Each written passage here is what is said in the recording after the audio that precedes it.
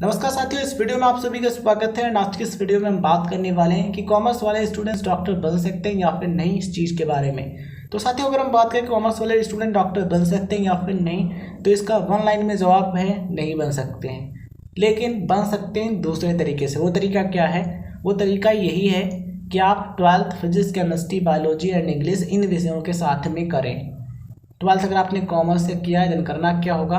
Physics, chemistry, biology and English in विषयों के साथ में आपको 12th फिर से करना होगा। तभी आप एडमिशन ले सकते हैं मेडिकल डिग्री कोर्सेज में, जैसा कि MBBS, PDS, BHMS या फिर किसी अदर कोर्स में। ठीक है, दूसरा कोई तरीका ऐसा अभी तक नहीं है। अगर आपने कॉमर्स स्ट्रीम से 12th किया तो आप डायरेक्ट MBBS में एडमिशन नहीं ले सकते हैं। उसके लिए आपको क्या करना होता है? नीट का एग्जामिनेशन देना होता है। और नीट UG का एग्ज़ाम देने के लिए ज़रूरी है कि आपने 12th physics, chemistry, biology and English in विषयों के साथ में किया हो।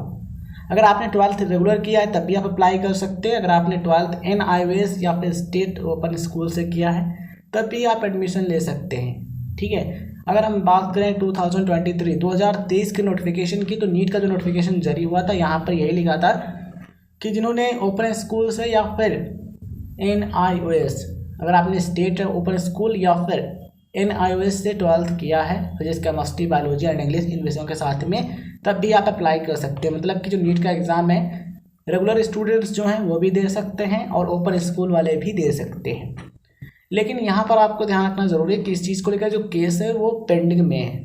अभी जो फाइनल डिसीजन है वो नहीं आया। आप यहाँ पर पढ़ सकते हैं, नोट करके मेंशन किया गया है। नोटिफिकेशन में जो चीज़ें मेंशन की गई तो वो यहाँ पर हम आपको दिखा रहे हैं। ठीक है, 2024 या फिर 2025 का जो नोटिफिकेशन रहेगा नीट में, हो सकता है उसमें कुछ चेंजेस हों या फिर हो सकता है कि यही रहे जो यहाँ पर मेंशन किया गया। तो अगर केस का कोई फाइनल रिजल्ट आता है देन यहाँ पर चेंजेस हो सकते हैं। वैसे अगर पेंडिंग में रहता है तो जो ओपन स्कूल वाले स्टूडेंट्स हैं वो डेफिनेटली अप्लाई करते रहेंगे और उनको एडमिशन मिल जाएगा, कोई दिक्कत नहीं होगी। तो 2023 के नोटिफिकेशन में यह लिखा था कि इस बार यानी कि 2023 का जो एग्जामिनेशन है नीट UG का, इसमें अप्लाई कर सकते हैं। ठीक है, वैसे अगर आप चाहते हैं कोई भी दिक्कत बिल्कुल भी ना हो, तो अगर आपके पास टाइम है और आप अच्छे तरीके से चीज़ों को पढ़ सकते हैं तो आप रेगुलर मोड में 12th कर लें physics, chemistry, biology and English in विषयों के साथ में। एंड उसके बाद आप एग्जामिनेशन दे सकते हैं नीट UG का। और नीट UG का एग्ज़ाम देने के लिए ज़रूरी है कि मिनिमम आपके 50% मार्क्स हों फिजिक्स, केमिस्ट्री, बायोलॉजी में। PCB जो सब्जेक्ट है इनके मार्क्स मिलाकर कम से कम 50% हों। अगर आप एक जनरल या फिर जनरल EWS कैटेगरी कैंडिडेट हैं, तो अगर आप SC या फिर ST या फिर OBC या फिर PWBD कैटेगरी के अंतर्गत आते हैं देन PCB के मार्क्स मिलाकर के मिनिमम 40% हैं, तब भी आप अप्लाई कर सकते हैं नीट UG एग्जामिनेशन के लिए।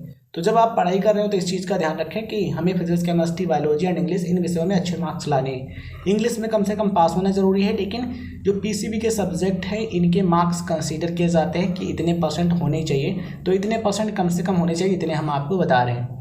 तो यही एक तरीका है कि आप 12th फिर से करें physics, chemistry, biology and English से। ओपन स्कूल से कर सकते हैं या फिर रेगुलर से।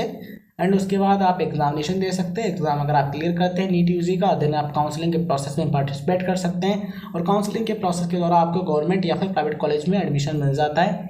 MBBS, BDS या फिर BMS में या फिर BHMS, BOMS, ये जो कोर्सेज होते हैं